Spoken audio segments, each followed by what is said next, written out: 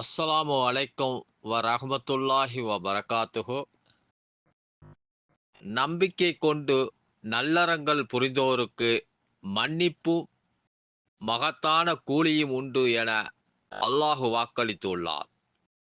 நம்பிக்கை கொண்டோரே, அல்லாஹ்வுக்கு கட்டுப்பட்டு நீதிக்கு சாட்சிகளாக ஆகிவிடுங்கள். ஒரு சமுதாயத்தின் மீது உள்ள பகை நீங்கள் நீதியாக நடக்காமலிருக்க உங்களை தூண்ட வேண்டாம். நீதியாக நடங்கள், அதுவே இறை எச்சத்திற்கு நெருக்கமானது.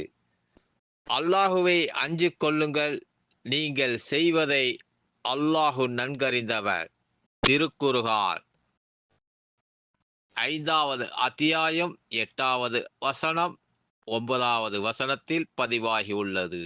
இன்ஷா அல்லாஹ் நாமும் நீதியாக எல்லாவற்றிற்கும் பொதுவாக நடந்து கொள்வோமாக. அல்லாஹு நமக்கு அருள்புரிவானாக. அஸ்ஸலாமு அலைக்கும் வரஹ்மத்துல்லாஹி வபரகாத்துஹு.